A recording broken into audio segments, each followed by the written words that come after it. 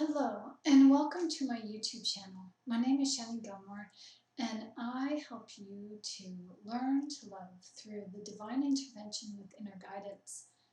What does that mean? Well, I'm here to help you understand what it means to become self-aware in a way that allows you to retain your spiritual integrity in Jesus.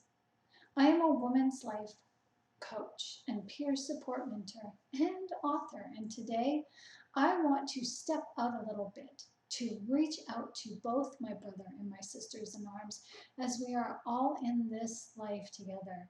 And this video is something that I have been encouraged to create with you all in mind. Now, you may have heard it said that hurt people, and this is true.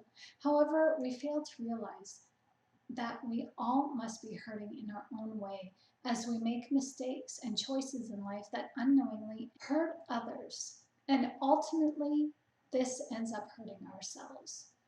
This is because life is about dealing with consequences, the outcome of all the choices that we make. Most of us get along fairly well in life. Okay, well, with the COVID, we're doing the best that we can. And this is what we do in life. We do the best that we can with the tools that we have. However, when we self-reflect just a little bit, we can often find areas where we have neglected this person or that person, where we have scorned or shunned someone, or maybe we've judged too harshly and pushed others away when we need them the most. We are all guilty of slighting someone in the least or the most, leaving the imprinting of regret, shame, remorse, bitterness, and loathing. And if this is long-lasting, all this that we have put into someone else, it becomes a taproot within our hearts, and it eventually causes a spiritual breakdown in us where we lend our hearts to unforgiveness. That's where bitterness is. So this is what I'd like to talk to you about today: forgiveness. I have already put out a video called The Two-Sided Coin of Forgiveness already years ago, but this just enhances that and really shines a light on how it is important to do spiritual healing, because forgiveness heals us spiritually. Now, forgiveness is that tricky word that is ambiguous, and it's often confused, as Jesus tells us directly to continue to forgive someone when they ask of it. So what is forgiveness exactly? Is it something we blindly accept from someone to pretend that no wrong was committed? Is it something that we automatically do to keep the peace and keep us from severing ties with someone emotionally that we don't want to let go of? Well, forgiveness is more than just words. It is action.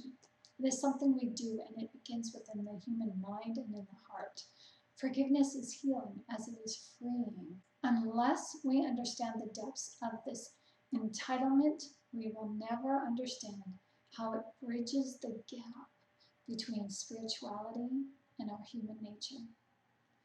As Christians, we know we are all born with an inherent nature to do bad things. That nature is in us, and we don't have to ever be wronged in order to express from our beings wrong things. A good example of this would be to just look at a child around the age of 3 or 4 who takes a cookie off the table. They were not told to touch the cookie. They were not told that they could take it either. They just took the cookie out of their own desires of their hearts, their own volition. Is it the child's fault for seeing the cookie and desiring it? No. It is the parent's responsibility or the caretaker's responsibility to direct the child in what they were allowed or not allowed to do concerning that cookie. Once that child is told to not take the cookie, or maybe they can take it, that child is now then responsible in their choice to do or not to do. They are either blessed by the choice that they make, or they are cursed by taking on the consequences of the choice that they make. Blessings are the reward for doing the right thing, but consequences are to help them, as they are to help us, learn and steer away from making the wrong decisions. Now, when we look at the child's decision-making process through their lens of view, We noticed that the child took the cookie based on no filter. They had no determination between right and wrong. They did not judge the situation before they made the choice. It is the consequence or the reward that causes us as adults to judge what the outcome should be or shouldn't be. We as adults form judgments through the reward or consequence dynamic that is a universal law in the world in which we live. We are subject to consequences of our own making or someone else's. It is one of the governing laws of the spirit. So, may I define this a little bit deeper? What is the one food you detest the most? Okay, let me just give you an example. Let's say you do not like strawberries. You don't like the seeds as they get caught in your teeth, and maybe you don't like how the texture feels in your mouth.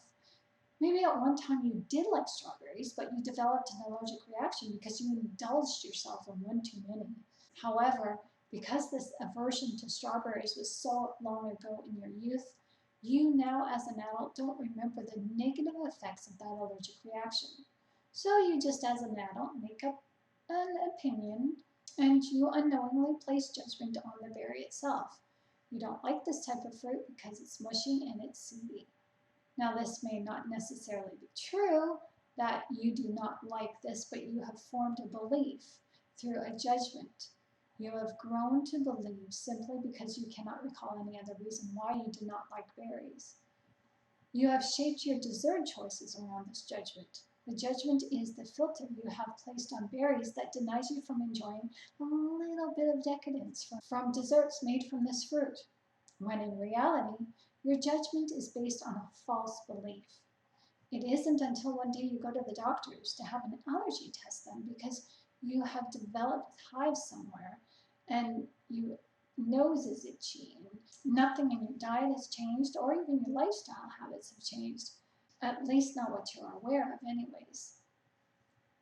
And it turns out that this allergy test shows that you have an allergy towards strawberries. Now, this is truth, and this is a truth that alters your filter of judgment just a bit. You become a little bit sympathetic and bewildered. You no longer have an aversion to strawberries, as you are now aware of why you should avoid them. But you still tell yourself, nah, I don't like them anyway. This is a convincing gesture to help you to not submit to the idea of you now wanting what you cannot have. You are now making a decision based on facts that you are aware of, without knowing that you had a reaction in your childhood that if you just remember that reaction, you would come to the conclusion on your own without someone else telling you the truth secondhand. Now, most people would see no reason to delve any further because they have proof through test results that they can see through a clinical diagnosis. While the example I just shared with you was one that is easily understood, more often than not, when dealing with matters of the heart, concerning emotional attachments and judgment, finding answers are not so easily discovered. This is the reason for this video. I would like to share with you something that I stumbled on the other day, as I was led to a video by Actualized.org. This person was sharing insights on forgiveness, and oh boy, did I need it. The other day, I was going through a deep transition, letting someone go out of my life who I knew the season of our friendship was over, but I was finding it a bit hard to let go. It didn't end on a good transition. I was the one who ended the relationship, and this person was not happy about it. It's probably a relationship that I shouldn't have gotten involved with in the first place. But that's another story. My filtering system or my judgment system was askew. And I had been making choices with this person that left me with emotional consequences that it was just hard to say no and it was hard to let go. However, I want to say that without knowing this person and going through what we did together, I would not be making this video, so no regret. And I hold much respect for this person. So here is some background story. And I want to remain respectful because this is about me, not about them. I'm not here to throw anybody under the bus. We are all flawed. We make mistakes. We don't do as well as we should in any sort of relationship. And new relationships, you're on your best behavior, but sometimes you slip and make mistakes. And it's okay. So I just want to give you a background of this story because it's important for this video. Now, this individual was someone who had similar qualities of someone in my past. Even though this person that I met was male, his attitude towards me brought a familiarity to me that I knew very well. He mirrored a relationship I had in my youth with my mother. Now, I could see the obvious and point that out for myself. But this person, I was finding hard to bond with them and go deep intellectually. Well, he was willing to spend time with me and superficially interact with me. And this caused me to question the relationship at times. Are we even friends? And something just occurred to me as I'm talking to you right now. This man with me was a man of few words. It seems that the longer I contemplated this situation that I was in with this individual and the situation of my past and digging down deep to soul search, I think I have just now made a connection and the ties to my mother, as my mother was also a woman of few words and I could not bond with her. Her demeanor towards me was the same one this individual was showing me, and I was putting up with it. Was I a sucker for emotional abuse yet again? I did try to break it off with this individual several times, but he came back, and I'll spare you the details. But the more memory that is being made aware within me, I now know that my mother did the same. She would discard me and take me back when it was suited best for her. She got to dictate to me when I was wanted or needed in life. And this person, and he's not the only one, has been many people in my life, male and female, who mirror the behavior of my mother. I just couldn't see that until right now. So I want to pause this video and talk this out with God, but I'm going to keep this going. This isn't so much painful now as it was when I first understood this, because the more you talk about it, the more you unpack your emotional upheaval and turmoil inside of you, and it just lessens the pain. I really want to pause this video and really just talk this out with God. However, I think I'm just going to keep going with this. This is a little bit painful, but it's a process, and I want to show you how you can finally set yourself free from all people's judgment of you. And you can do this right now by looking into your past to lend yourself to forgiveness of those wrongful judgments placed upon you in your past. Okay, so I'm just going to call this out, okay? The individual who I was attached to by past judgments in my present life mirrored the behavior of my mother. Some of those I could see, and some of those I couldn't see. And some of his mannerisms were called up stored memory as his behavior towards me continued to disrespect and a dismissive behavior towards me. And I want to say this for the record, I don't think he understood and realized what he was doing, because he's going through his own pain. And it was my responsibility to talk to him about it, to which I didn't. And talk to him in a loving way about it, to which I didn't. I just ignored and I let it fester and fester and fester and formed my own judgments, to which I'm guilty of wrongdoing. So I don't want to have you assume that this person was a bad person and I'm all perfect and all of this. No, it takes two. And I've been in the process of trying to be a better communicator and get in touch with my feelings and react from logic instead of react from my feelings, my ego. I've been on this transition for 7 years now, and so I'm really working on myself here, and we still make mistakes. But like this video, it's all about forgiveness. Now, one particular memory that I personally have tried hard to forget and put past me was recalled in the moment of my interaction with this individual, as what he said to me automatically brought up something from my past and an interaction between me and my mother.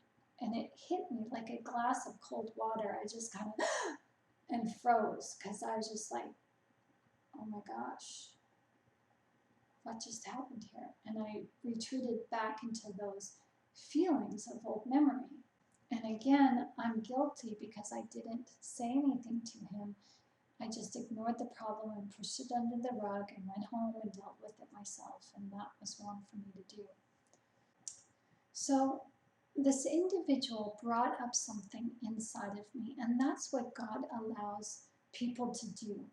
God allows relationships to form because those relationships are meant to draw something up inside of us to help us become aware so we can change our wayward behavior. And that's just what was happening to me in this past relationship with this gentleman.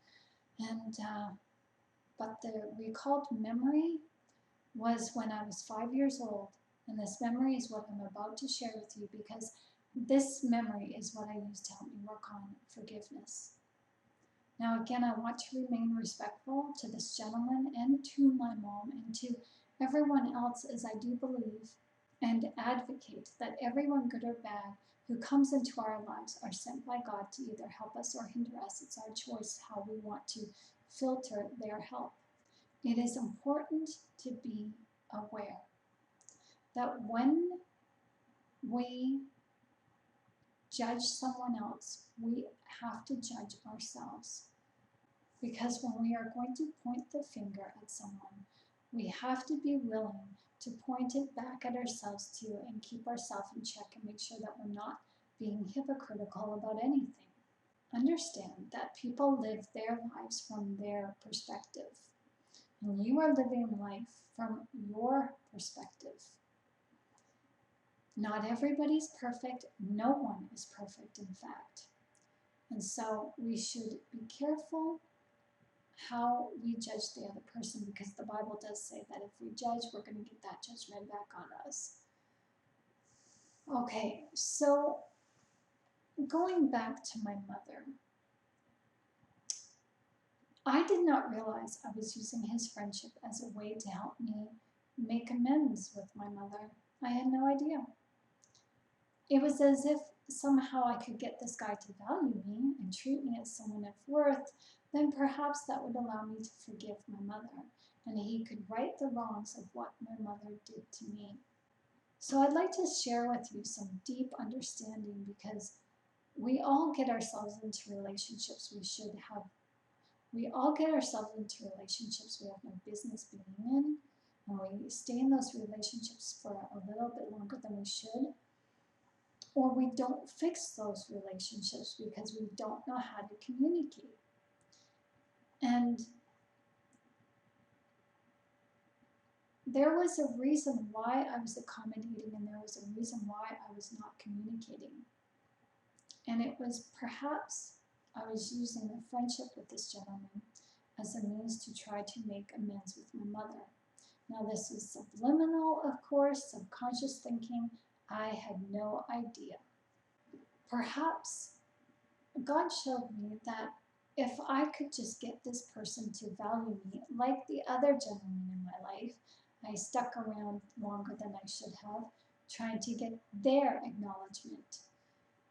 So this relationship was nothing new. If I could get his attention, then possibly that would right the wrongs of not getting the attention that I needed from my mother. Not that I held this gentleman responsible. It's just that this individual mirrored the behaviors of my mom. And so the little girl inside of me thought that he could right the wrongs of what my mother did to me. Again, not holding him responsible. It's just, this is how judgment is, cold and calculating, and it's elusive, and it holds on to grudges, not willing to enjoy the person for who they are. And I, in this relationship, desired bonding, and I could not get this bonding that I needed from this individual, and I couldn't get it from my mom either. My mother ignored me, and in some instances I was ignored by this gentleman. And when I did address it, especially when I addressed my feelings, that was also ignored. I had no idea that my hidden judgments had led me to a false belief that if I just make things right now in my present relationship with this gentleman, this relationship would ultimately heal my past.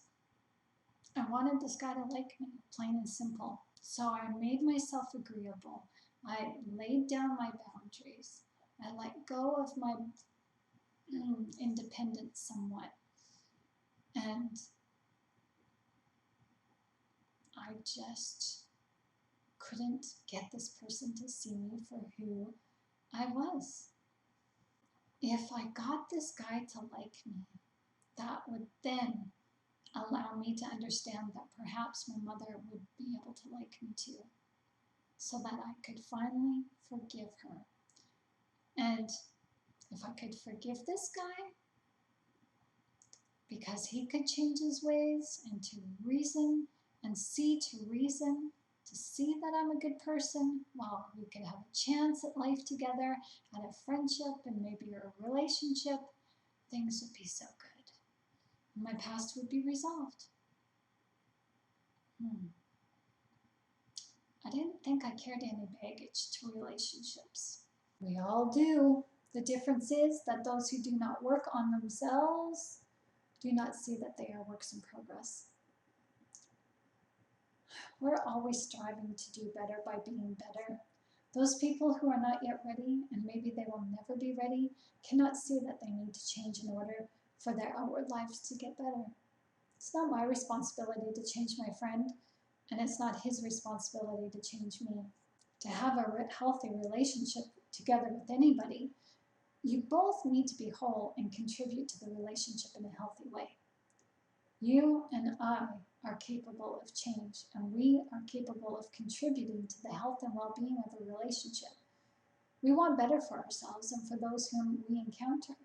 I certainly didn't believe I was putting my baggage onto someone else, and I don't want to form a relationship where I personally am creating toxicity and an unhealthy environment for the other person. That's unfortunately what the people we seem to attract or gravitate do. And we do this to them and they do this to us. And in this video, I hope I have given you and myself the reason why, to right the wrongs of the past. I really love reaching out to you like this, as God is helping both of us, me and you, in these videos in real time. So thank you, Jesus.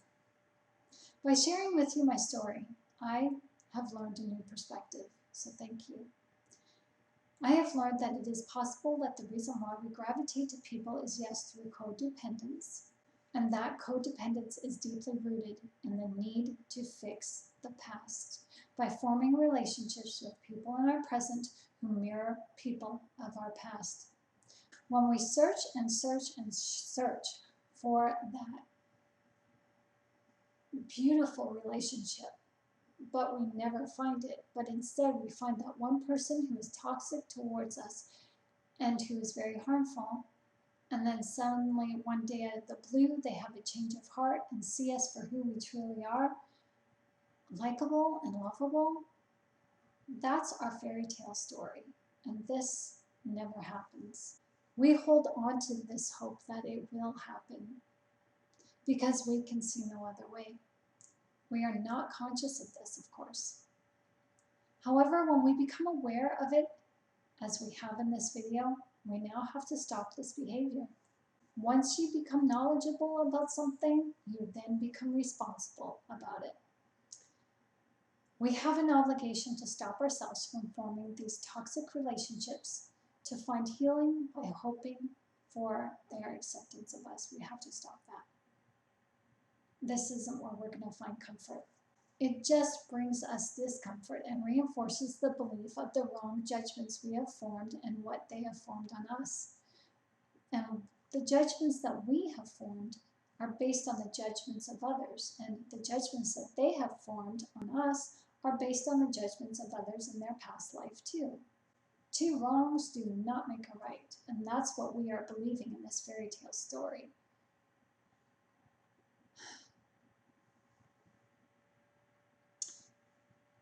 In this video, this is about forgiveness. We are not going to find forgiveness and redemption that we need from those who judge us by looking to others. This video is all about forgiveness. We are not going to find forgiveness and redemption that we need from those who have judged us in our past by looking to others who should not carry the weight of that responsibility. There's more insight to this, that these people that are in our current lives, that we're seeking redemption of our past from, these people, although they mirror the people we once knew as children, they are not in our lives to bring us redemption from the behavior of other people. That's our responsibility.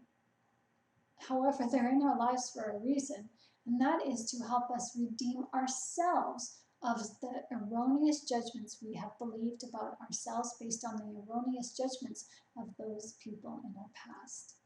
So, to the gentleman who mirrored my mom, thank you. I will always appreciate you, and I give much respect to you. You have taught me a lot about myself, and even though he may never see this video, it doesn't matter. I'm really honored to have this experience with him because this has brought me to a whole new level of self-awareness, and it's wrapped up in forgiveness. Maybe now, with my own judgments gone about the judgments of my mother, the tension may dissipate within this friendship I have with this person. Or maybe it was never meant to take root in the first place. Only God knows. It's up to him to decide. All I know is that I personally have a new sense of peace. So with that said, I need to give a disclaimer before we go on to this exercise. I am not a clinician. I am not a therapist. I'm here to help you and share information with you. If you find this information resonates with you, that's wonderful. That's awesome. Give this video a like and subscribe, please, and thank you. If this video doesn't resonate with you, that's okay too. I want to make it clear that although I use my own experiences to help you, I'm not here to push anything, and I'm not here to use this as a forum as a means to find gossip or revenge. I encourage you to always remain respectful to those people who are in your life, whether they're healthy or toxic. We do not give in to gossip. If you can call them out on their bullshit antics, find a way to do so in a healthy way. However, do not assume that you do not have any toxicity within you on your own. God uses good and bad people, wise and foolish people, to help us or hinder us. It is the enemy, the ego within our minds, that uses these people against us through judgment. The ego judges and makes a determination as to what people's motives are. It's an assumption. And I'm all about getting rid of the ego. God is love, and his love is to become our state of being because it is his state of being. God's love has no ego. We love for others, not for ourselves. In loving others, our cup is filled. We do not form relationships to have our cups watered. We first have to have a full cup. And I'm using a cup of water as a metaphor for the love within our hearts. If our hearts are empty and we expect someone else to fill it, and we haven't had that cup filled in such a long time, and maybe never, it then makes sense we are going to hold onto that cup and not use it to water anyone else. And this is what we do. This is when we place conditions on love. Forgiveness is about releasing the pain by understanding it. When you understand it, you can then make the determination to just let it go. Knowledge is power. We fear what we do not know. When you understand this concept about love and forgiveness, you will learn that love and forgiveness are the same thing. They cannot be separated. Where there is love, there is peace. Understanding breeds wisdom, and once you become knowledge about what love is, you will no longer fear it, but embrace it, because you will want to forgive everyone. Once you understand this concept that I'm about to share with you about forgiveness, you will understand why it is so important to forgive. This is powerful stuff, so please stay tuned. To understand the true concept of forgiveness, I would like to take you through a visualization exercise that allows you to revisit an old memory that causes you pain. I would like to warn you, only do this when you are ready, because this exercise is deeply therapeutic and healing that will bring out some strong emotions within you. You are going to have to allow yourself to feel specific emotions to release yourself of the hidden trauma. And this trauma that was put on you by your parents or by anyone in position of authority of your youth.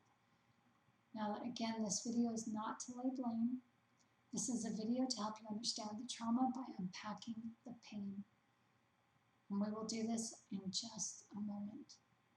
At this point in this video, I'm going to play some relaxing music in the background. And if you are ready, I would like you to find a comfy position of sitting or reclining in a room that you can be alone for about an hour. You may be feeling nervous or apprehensive, and any time that this exercise becomes uncomfortable for you, please feel free to pause or stop this video. I encourage you to maybe do this exercise with someone that you trust, just to make sure that you are okay and you have someone to help you through some moments of anxiety and panic. Again, I am not a clinician, I am not a doctor, I am not a therapist. Using this meditation practice in this video, you are using for your own personal use. You agree that you are listening and watching at your own risk.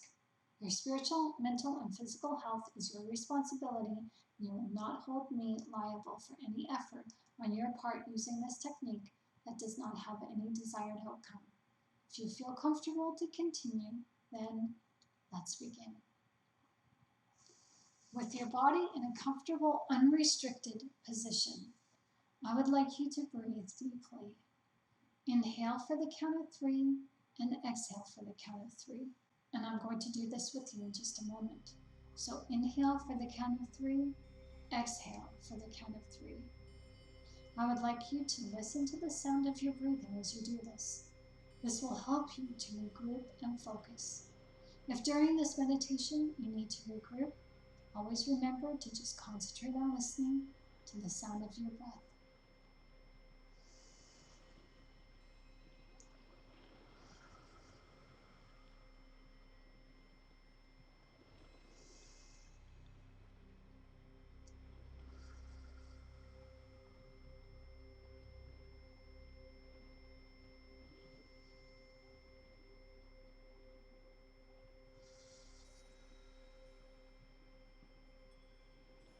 Imagine your breath like the ebb and flow of a tide.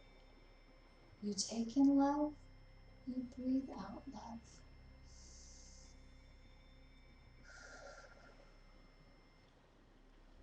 You take in love, you breathe out love. Relax your muscles. It makes no difference which order you do this. Focus on where you have the most tension, and let's work from there. Your legs are relaxed, and you feel the ebb and flow through your breathing. Rise up through your feet.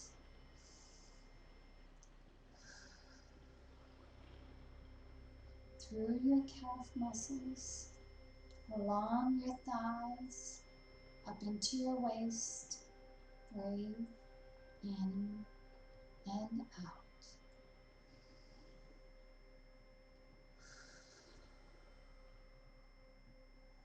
Into your chest, you feel yourself relax, and your back is relaxed. Remember to breathe.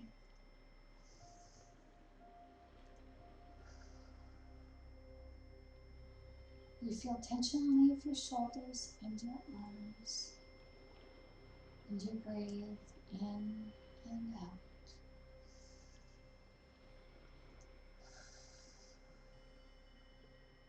You feel tension leave your arms, out through your fingers, and back up through your arms along your shoulders, and then you concentrate on your neck and feel the tension leave your neck.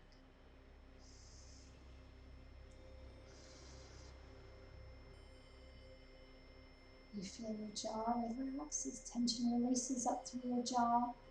The ebb and flow continues, finding its way to your eyes. From here, with your eyes closed, you are focused on the dull colors behind your eyelids.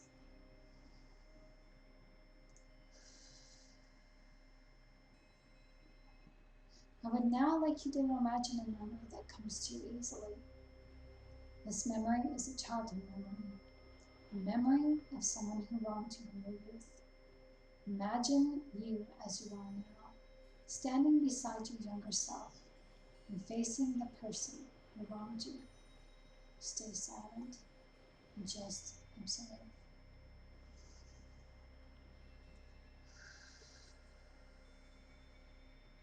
What is happening? Speak it out if you like. What is your younger self doing? How are they reacting?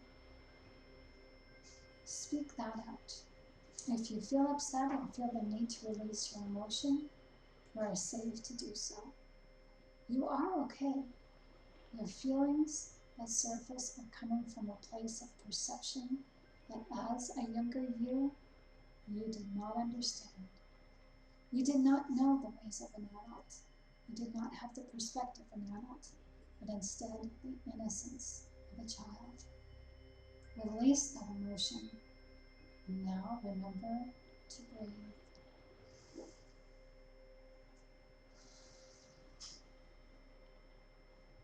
Take yourself back to mindful breath and hold on to that memory. Hold everyone in suspended animation as you just breathe in the moment. You are in control, and your breathing helps you to remain grounded. Now, I'd like you to give to your younger self the knowledge of what you now know as an older version of you. What perspective can they gain that would have helped them in their youth? What perspective can you give that allows them to successfully not hold that trauma too close to their heart? Now, I'd like you to imagine you standing beside your younger version.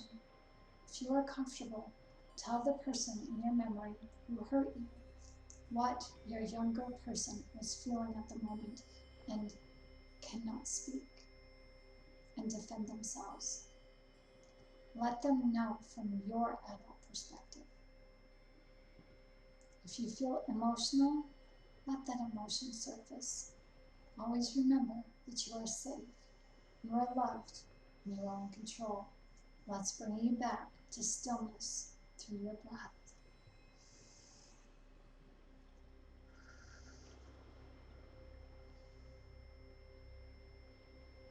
The final portion to this exercise is now to lend yourself to a different perspective. Face the person who injured you in your memory as you are now, and see the scenario through their lens of perception. Why are they doing what they are doing? Can you understand this? The person who hurt you because they were living in ignorance. They were ignorant to your feelings.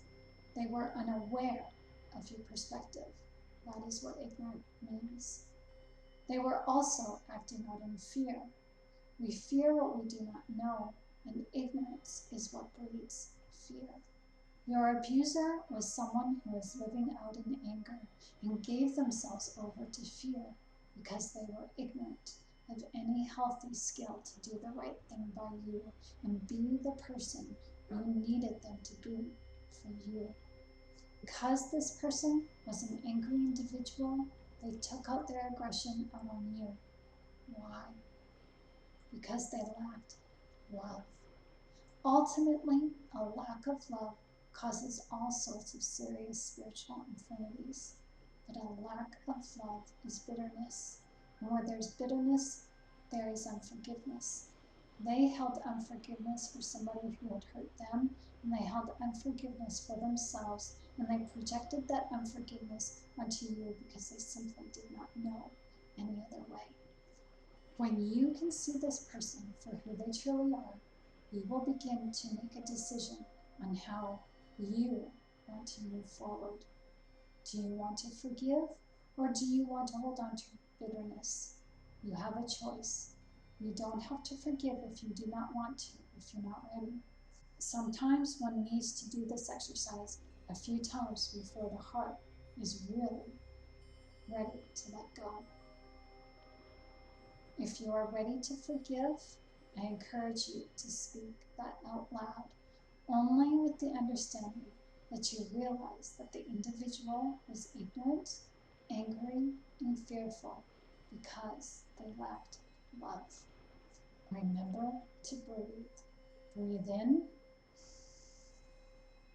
and breathe out.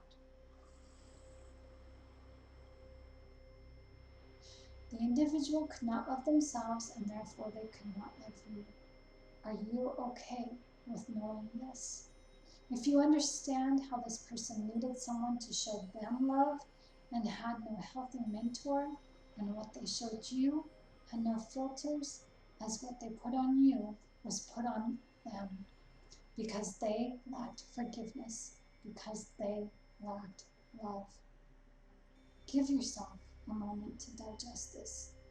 You are a smart individual, and your empathy allows you to see the person for who they are, not as how you want them to be according to the trauma and pain that you hold. Although they are responsible for hurting you, it will be well with you to just leave that portion of the trauma up to God. While facing the person who hurt you, if you are comfortable, imagine yourself speaking the words, "I forgive you," while you lend yourself to understanding the situation from their perspective. You are here in this life to break the cycle of pain and heal the wounds of the heart. You cannot forget what is done. However, you have the power to nullify those emotions by negating the hurt and pain with the beauty of loving forgiveness. Can you? Only when and if you are ready, there is no pressure. Let's focus on your breath. Breathe in and breathe out. Breathe in and breathe out. I'd like to give you a moment to yourself. I'd like you to remain in this scenario, and with your older self standing in front of the one who hurt you, stand and say nothing. Think about what it must have been like to be them at the point of your trauma, about what it must have been like for them, and reflect on how they gave themselves over to ignorance and anger and self-doubt, anxiety, and fear. Just take a moment and reflect, and remember to be mindful of your breathing. I will give you that moment now.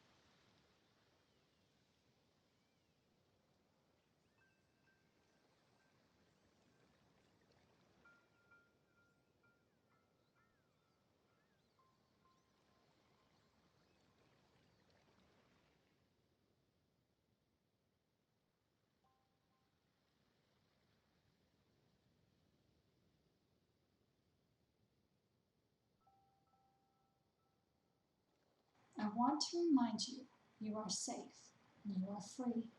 You are free to choose to make whatever decision you want to make. If you want to forgive, you can. If you aren't ready, that's okay. Let's just breathe.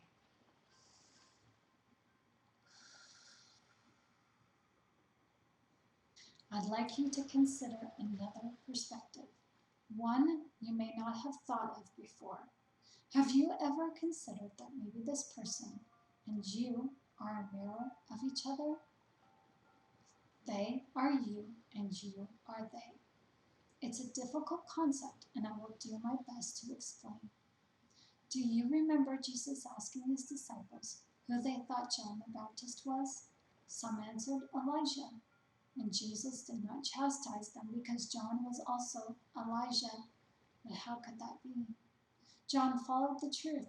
He followed the way to our Heavenly Father, and so too Elijah. These two people adopted the spirit of love, and even though they lived in two different timelines of antiquity, they were brothers. They were family as they were one, united in the house of God under one Spirit, who is Jesus. Everyone is called to unite themselves to Jesus by adopting the characteristics of Jesus. This is called the repentant lifestyle, and it is the same for you as it is for me. When we are living in total righteousness, there should be no distinction between us and Jesus and us from one another. The characteristics of the individual that hurt you were forced upon you. The pain is what enabled you to relate to them as you carried their burden of pain through your own pain, through the pain and burdens they inflicted on you. Now you two are one because you share the same characteristics. They are you and you are they. When you understand this, you will be able to look at every single person you encounter and ask the spiritual question, how am I one with them? There are always similar qualities in the people that we meet. Hurt people attract hurt people. Righteous people attract righteous people. Once you lend yourself to forgiveness, you no longer hurt, and you naturally begin to change your ways that are best suited to peace and love. Once you begin the process of forgiving the one who hurt you, you begin the process of forgiving yourself. Once you begin to forgive yourself, then you can love yourself and live in freedom from the burden of that pain. And because you love yourself, you then love the other person in a way as if they never hurt you, because they, after all, are just a reflection of you. You are they, and they are you. Because other people are us in some way, we can then begin to see the beauty of letting go. Letting go of judgment, letting go of attachments, and letting go to just let it be. Letting you be you, and the other person who is a reflection of you to be themselves too. So let's remember to breathe.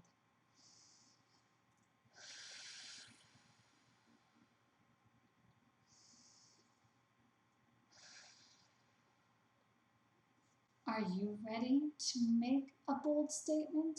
Are you ready to finally forgive yourself?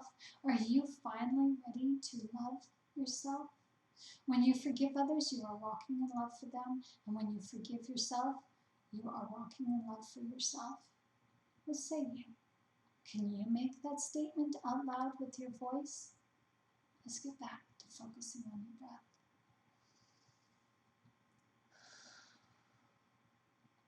If you haven't done so already, you are welcome to open your eyes. How do you feel? I encourage you to write your thoughts and feelings down on paper and revisit this exercise as many times as you need to help you unpack any residual emotions. Forgiveness is very liberating, and it helps you free your soul of ruminating thoughts and feelings that hinder you. Forgiveness does not mean that you have to forget. It just means that you are no longer allowing any emotional control over the event. It is the emotion that holds us hostage to the pains of the past, which prevents us from moving on. These pains cause us to self-sabotage our efforts to effectively live in freedom and joy, as many of us who have been traumatized have other areas of our lives where this trauma leaks out when we just push the pain under that rug. The pain hinders our relationships, hinders our jobs, affects the way we value, spend, and save money, and negatively impacts the way we view life and ourselves. The pain hinders us from achieving what God set out for us in love. The pain dictates that we are unlovable and unworthy of love, and therefore we don't search out that love, what it looks like, or even what it feels like.